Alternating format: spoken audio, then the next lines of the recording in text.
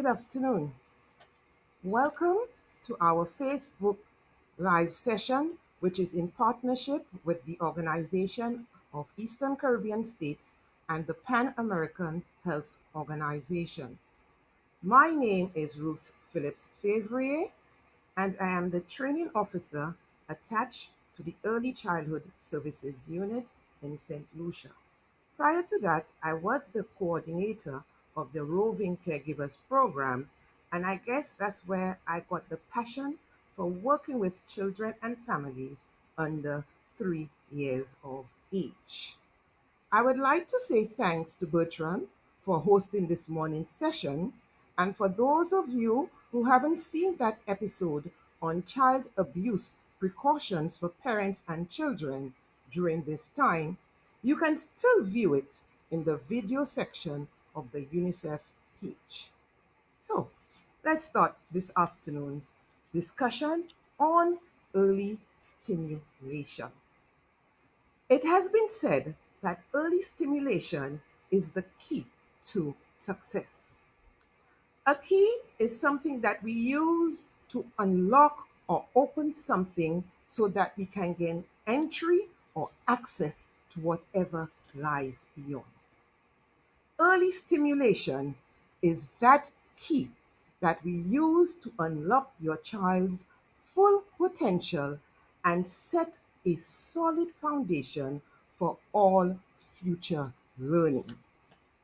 When we talk about early stimulation, we refer to all the experiences, all the opportunities, all the activities that we provide for our children to help them grow and develop holistically.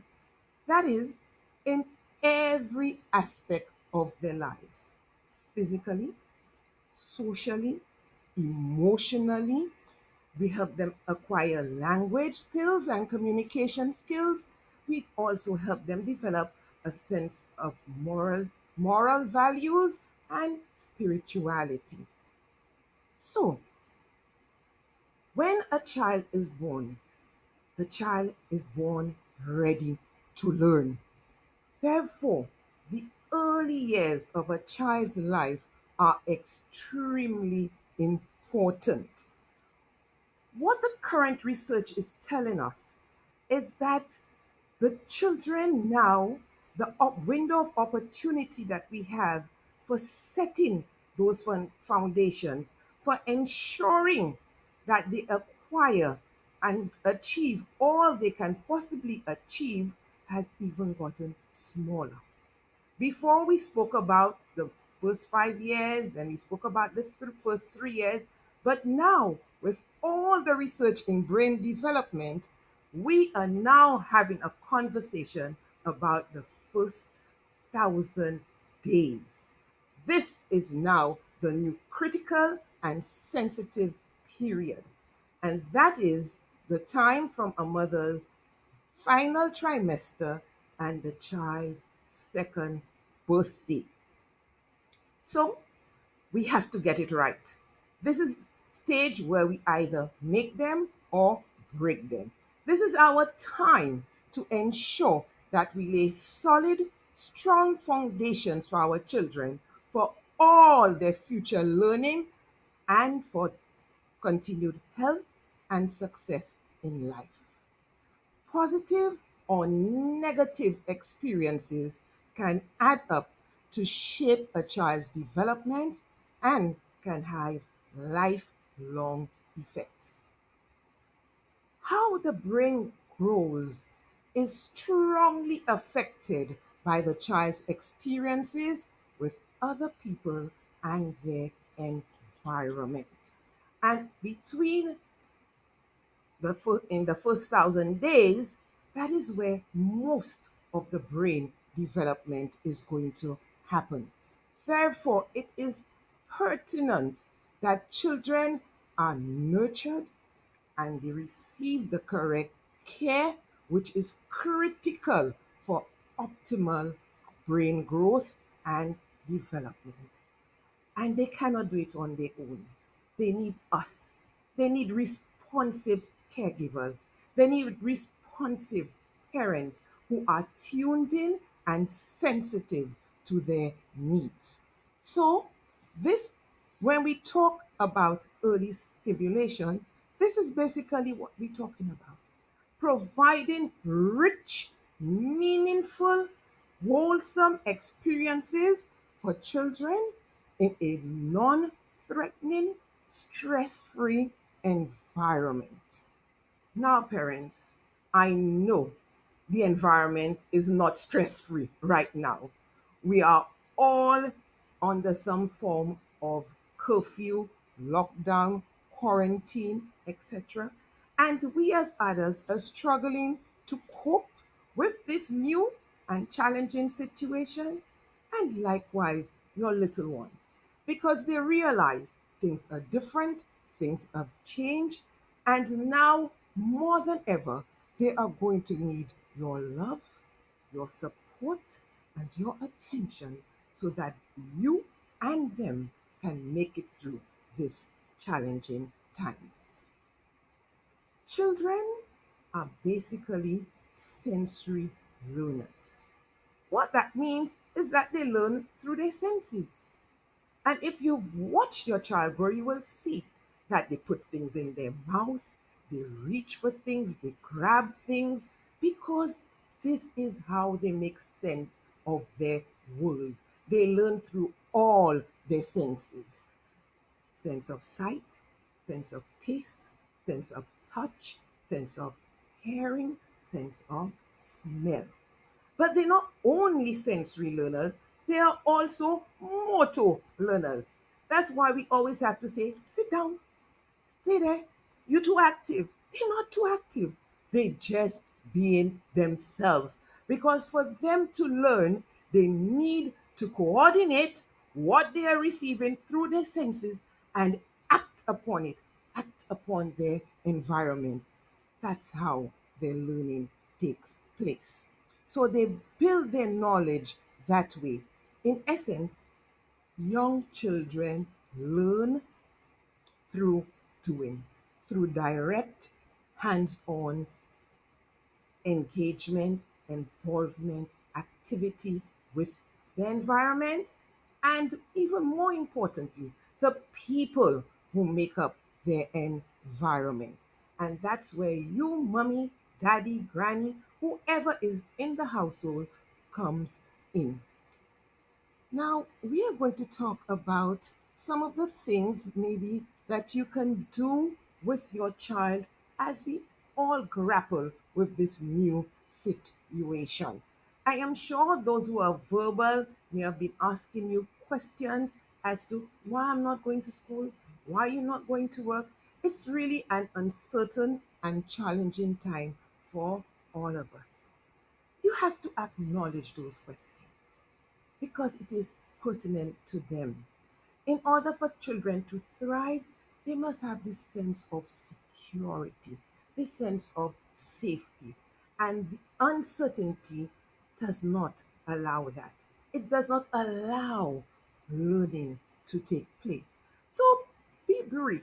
Don't go to no big scientific detail about COVID-19. Just let them know that there is a sickness, there's a disease, something out there that's making people ill. And the only way we can stay safe is by staying at home. This is why mommy, daddy, brother, sister, whoever is in the household is at home right now with you. This is why you cannot go to school, you cannot see your friends, but all have to stay home so we can stay well, we can stay safe, we can stay healthy. But parents, being home doesn't mean putting the brain on hold. We don't want our children to have brain freeze. Being home doesn't mean putting them in front of the television.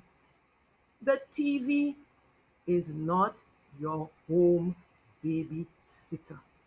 The TV, the iPad, the cell phone, the laptop, none of those things can replace what you, as a parent, can do and give your child to further and enhance his or her development. So, this is a time for us to reconnect as families.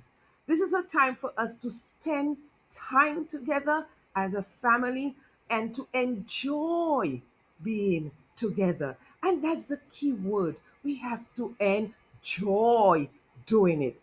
So you don't have to go about thinking, oh, I have to plan this big activity or this. No, no, no, no, no. Simple, everyday things that you do can provide the base for the learning experiences. However, you need to plan. They won't just happen. If we just sit back there, it's not just going to happen. We have to do things to make it happen. So, you're a parent. What do you know about your child? Does your child like to sing? Does your child like to dance? Does your child like to color? Does your child like to draw? Does your child like to bake? Whatever it is that your child enjoys, you use that as the stepping stone, as the base to start creating more activities, more opportunities, more experiences for the learning to take place.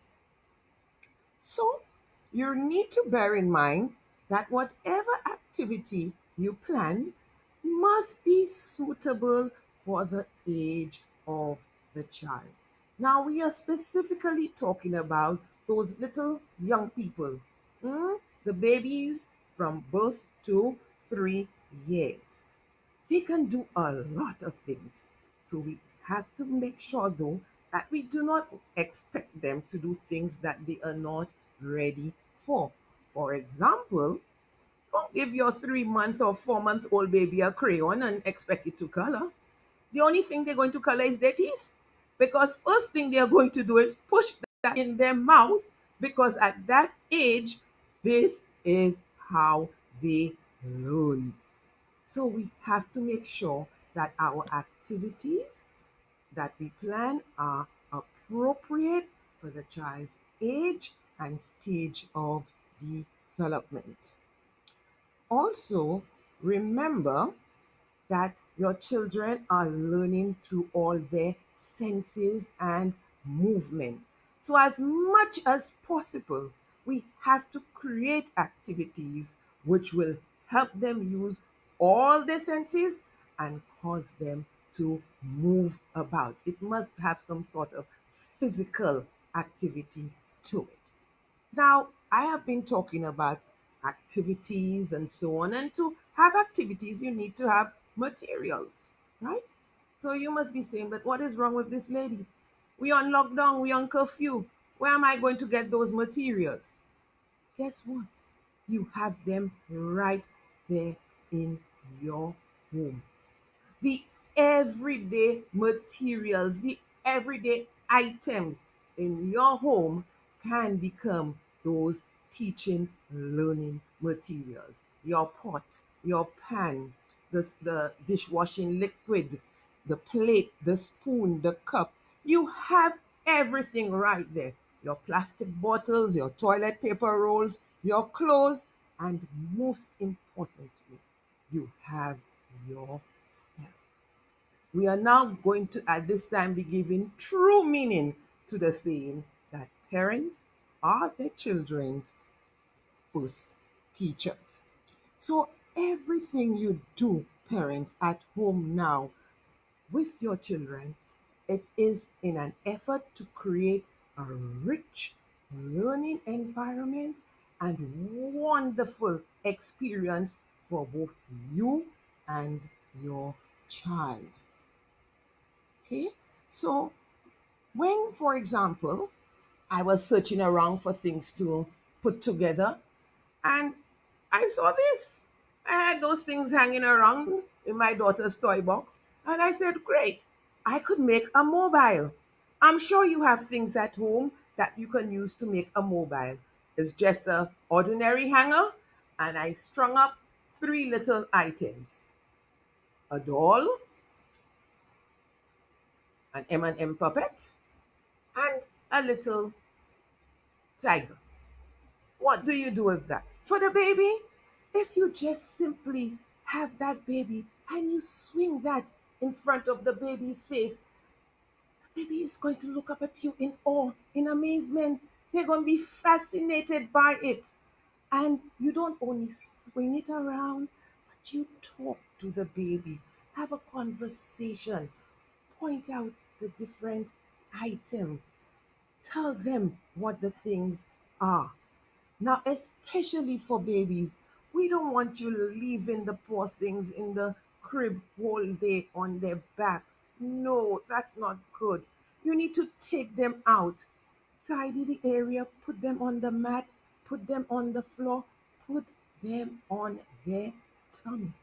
If you have a baby, a young infant who is not mobile, tummy time is extremely important. This is where they learn to develop the upper body strength. That's when they go down, they press on the ground, they press on the floor, and they try to raise themselves up. So that's where the mobile comes in again. Or any little object, you don't have to make a whole mobile, just something that forces them to raise their head, forces them to look up at you, forces them to follow the object. As baby Jim, this is what they need to start strengthening their upper body muscles. Okay? Also, for the older ones, the little ones that are mobile, I had this empty water bottle. I pierced a hole at the bottom, pierced a hole at the top, slipped a string through it, covered it, filled it with some coins I had there, covered it securely, and it's multifunctional. You can use it as a shaker, so when we're going to sing and have our band and have a good old rocking time. And also, because of the string, you can put it down on the floor. And if your child is mobile, that means if your child can move, it becomes a pull toy. The child can just pull it all around the place behind him or her. You fill it up with whatever you have. Try and make it bright. Try and make it colorful. This is time for all of us to show our creativity. But whatever materials you are going to use, please remember safety first. Don't use very small objects because we know at this stage almost everything goes into their mouth. Don't use things that have sharp points or sharp edges. Ensure that whatever materials you are using when you do the activities with your child or children, that the child will not get any cuts or anything like that. It will not cause the child any harm. So if you're going to do, for example, a tasting activity, make sure that whatever you use are things that they can actually taste, that they are edible. It's not going to cause any problems. So I would suggest you use fruits if you have any, vegetables, things that are edible. Also, the smell things, make sure they don't have overpowering smells. We don't want no child knocking out when they take the scent, but things that they can, when you talk to them, oh, that smells sweet. That one is not sweet. Or when they taste it, what does it taste? Sweet, sour, bitter? It depends on what you are using. But remember, you must engage them. You must have a conversation with them. It's not a matter of just telling them, look, go and play, or giving them the activity to do while you go off and do something else. No, they need you. You have to be right there with them, taking them through the activity, explaining, supporting, encouraging, smiling, clapping. When they get it right, when they don't do it right, say, that's okay. We're going to do it again. Remember, if it's something new, you're going to need to do it many times because children learn also through repetition. They also learn through modeling. So you might have to do a little demonstration. You don't do it for them, but you show them how it should be done. So we need the materials. The other thing, though, when we planning those activities, is we need to give them a choice. It is important. Do not think they are too young to make choices. Quite the opposite. In fact, children are making choices all throughout the day, regardless of how young they are. The little baby decides when it wants to nurse, when it's going to look at you, when it's going to stop, when it's going to turn away. The toddler decides when it is they're going to sit, when they want to get up. So they are making choices, and choices are a part of life. So we need to give them that opportunity so they can learn that skill. So, what you need to do, even when you are planning the activities, plan to offer them that choice. But the younger they are, the less choices we need to offer. Limit it. So, for example, you can ask the child, do you want to color or would you prefer to hear a story? So, they have two things to choose from. That's enough for their age. But make sure the choices are appropriate. Don't ask the child something like, you want to watch television or you want me to read you a story? Hello? That's no choice. That's no, no, no, no. Because most likely they're going to say, watch television. And this is exactly what we do not want them to spend all their time doing. In fact, for these little people, what we say is that up to 2 years, there should actually be no screen time.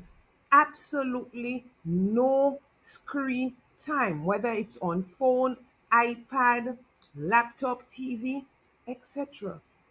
None. At that age, their little brains cannot process those images and let it cause problems for them developmentally later on in life. Okay, so between birth and 2 years, the face they need to see is yours. They need to interact with the human beings, with the people in their environment. As they get older, we can let them look at things on the screen, but limit it. You have to limit it and you have to be careful the kind of things that you allow them to watch. Not every program that we say is educational is truly educational. You need to choose programs that allow the children to actually interact, to do things even while they are watching it. And also, you should not allow them to watch it by themselves. They should be watching it with a responsible, caring, nurturing adult who can intervene whenever necessary, talk to them, ask them about what they're viewing, ask them about what they just heard or saw, etc. So we give them a choice. The other thing that you need to do is communicate. Language is so, so critical at this point in the child's development. I cannot overemphasize the importance of language. This is where we are going to be giving them the tool that they will need later on to express themselves, their wants, their ideas, their feelings. They have to hear it coming from us, the adults who are in their environment. So talk, talk, talk, and make it fun, fun, fun. And you just have to hold a conversation like you would with anybody else.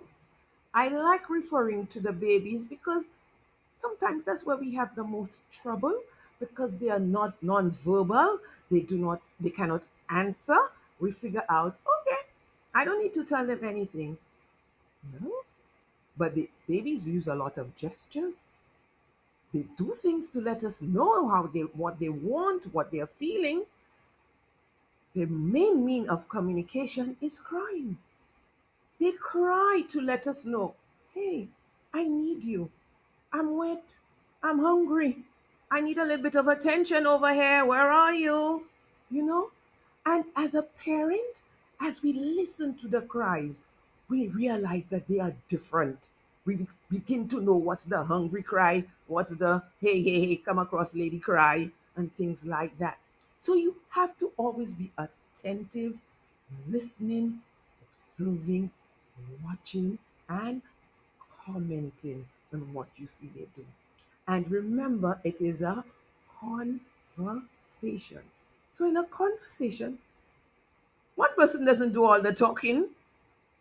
You talk and you wait for a response and you comment maybe on what the response that's given. Then you say something again.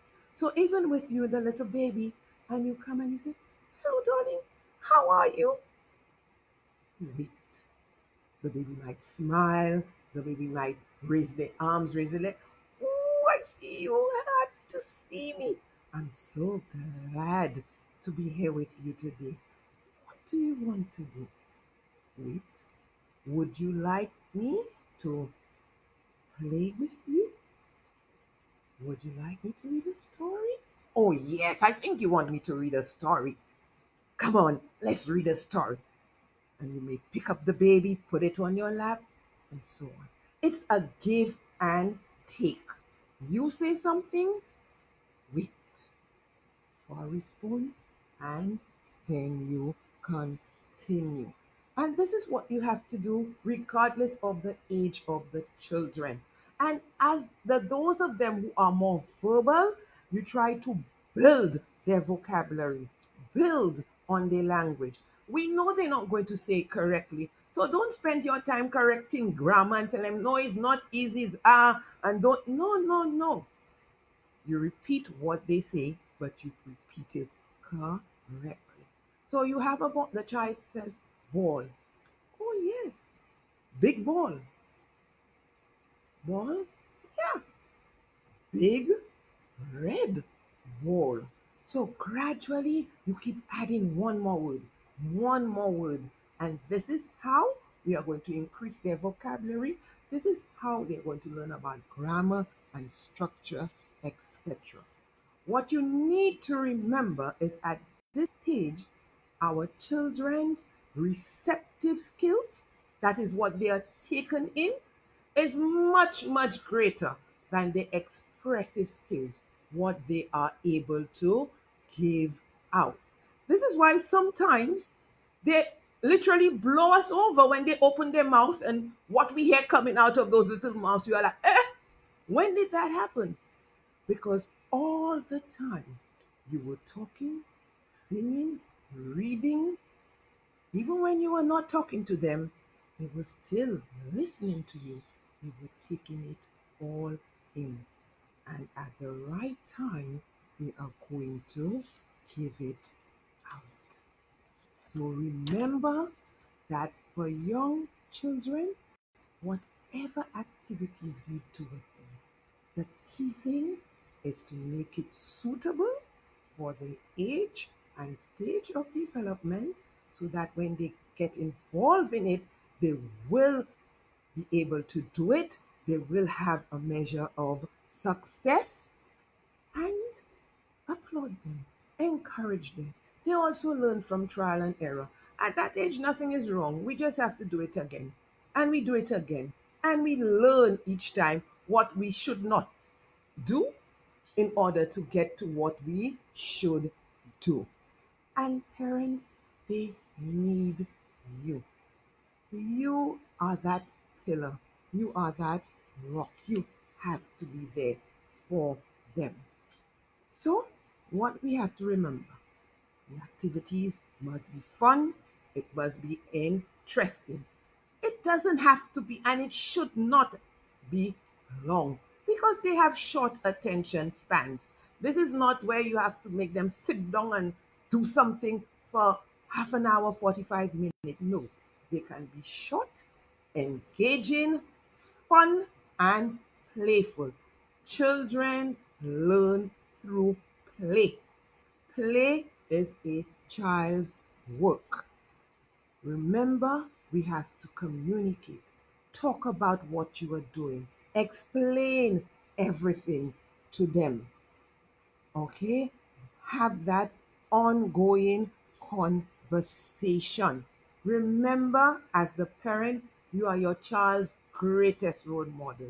You are their biggest fan. You are their greatest champion. So provide that encouragement, provide that support, provide the guidance. The other thing we need to talk about also are routines. Children thrive on routine. When they're at school, they follow a particular routine. They know what they have to do now, what comes next, etc. So even though we are at home, we need to provide them with that kind of structure. They need to have a routine. They need to know, what am I supposed to do? I don't know. I need you to tell me. So stick to the routine. Decide what your child and your day and your family, your entire household day is going to look like. You know you're going to have to get up. I know get wake up time now has changed. Okay. But don't let it be so different to the norm. Try and keep things as normal as possible. So they get up. What's next? They have to have their breakfast. They have to shower. Then you maybe decide you're going to do a little activity with them. Then you now have to do your household chores. So you have your chores to do. What are you going to do with them?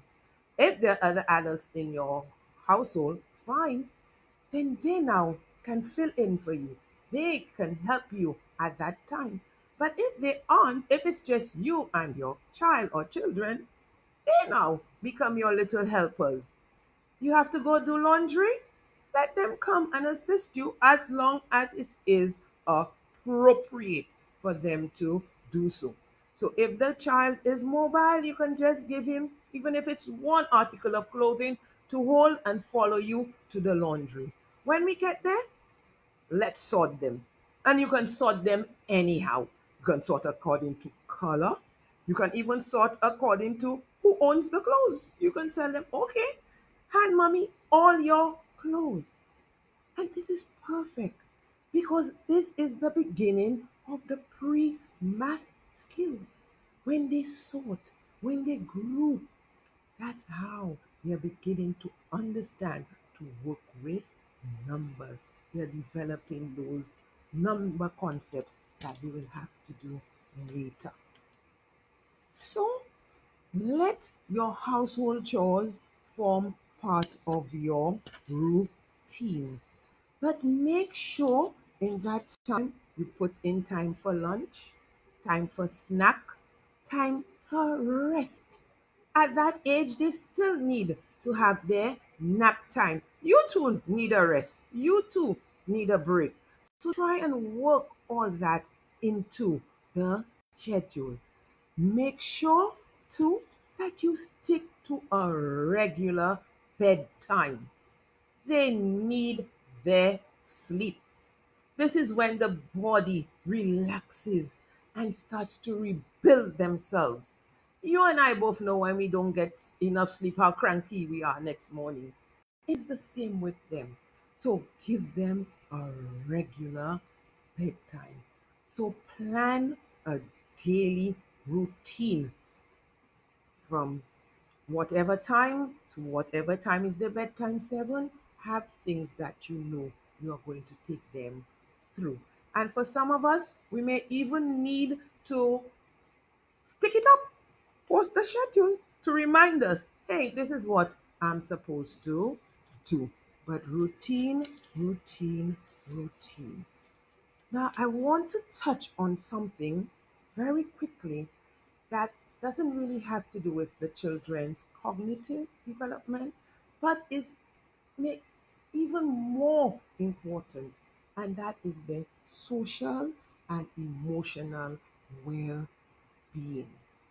Sometimes we just think that, you know, they're okay, but they may not be okay. And as I said earlier, in this crisis, they too are struggling to cope. They too are trying to make sense of what's going on, but they might not have the language. They might not be able to express how they feel. So you need to take time to find out from them, what are you feeling? How are you feeling?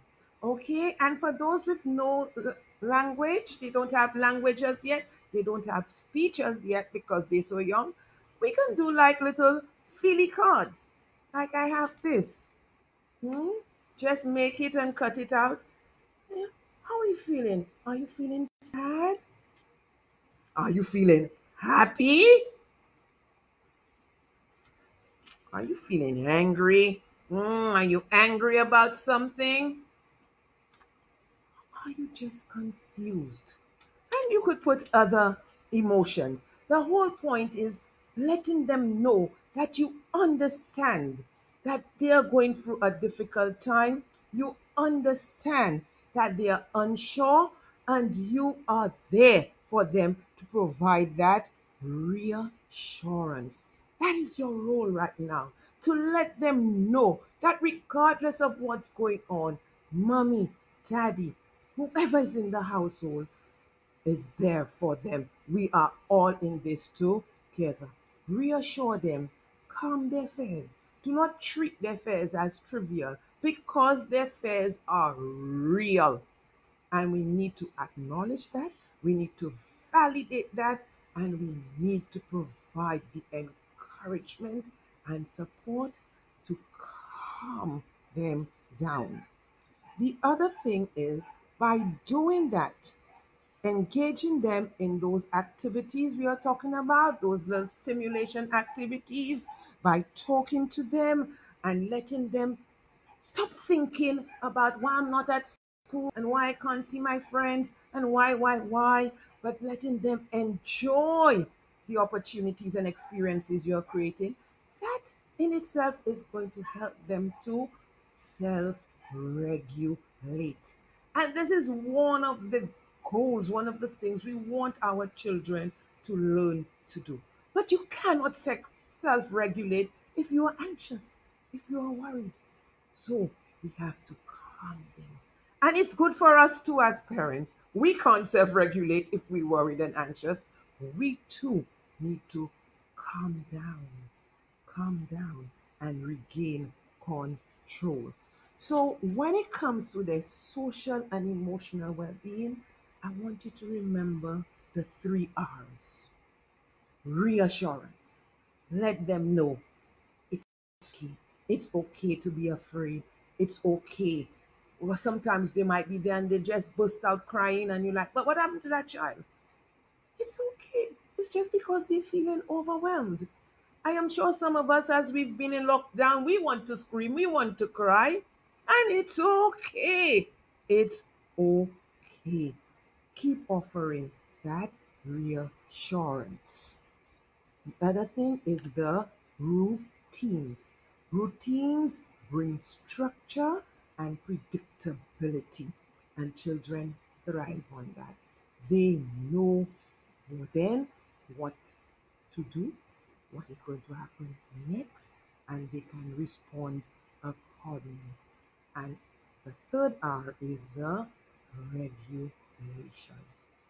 Help them to calm down so that they can continue to and learn how to self regulate. So, parents, I know it's not easy because it is a challenging time for all of us. But we all have to be there for each other, we have to support each other, and we have to do the best that we can do under the circumstances for our children to continue to grow, to continue to thrive. And with respect to thriving, we must pay attention to nutrition, proper nutrition. This is not the time to go wild and let them snack on all the junk food you could possibly give them, on to drink all the sugary stuff, which then they're going to be so active with nowhere to go that you will not know what to do with them. Feed them right. Increase the veggies, increase the fruit, hydrate them. Water, water, water. Less juice, more water, lots of fruits and vegetables. Proper nutrition is essential. Remember, fruit plus water equals juice. So you don't need to give them any other source of juice. Parents, it's tough, it's challenging, but it can be a wonderful learning experience for all of us. And in all this, remember that you have to take care of you. You still have to take care of your own mental and personal well being. Self care is as equally important as it is for caring for our children and the other members of our household. If you are not in the correct frame of mind to take care of yourself, then you will not be able to take care of those little people who are depending so much on you. So remember, take some me time. Have your own support system for your own social and mental well being. Call a friend, FaceTime, whatever. Be in contact with people who can help you to self regulate. It's all about us being supportive, it's all about us doing whatever we can within the confines of our home with whatever we have to make this time rich, meaningful, rewarding, interesting, and fulfilling for our children and for ourselves. It's time to discover our hidden talents. So sing, dance, do a family TikTok and post it. That's all the rave now. Do things together, things that will help all of us work together, live together successfully in the confines of our homes. If it is possible, and I stress if it's possible, and you can go outside in your yard, do that. Take a little walk in your yard. Have some fresh air. If not, bring the outdoors indoors. Convert part of your home to your yard. We can still play ball in the house, set your boundaries, and do the same thing out. Some of the outdoor things can still be done indoors. Bubbles, blow bubbles. Children love bubbles. So we can't go outside to blow the bubbles, but we can blow the bubbles inside and talk about them and just have fun. So I want to thank everybody for joining. Hey Dawn, nice to see you, but not see you. I see you have joined in. How you doing? I want to thank everybody for listening.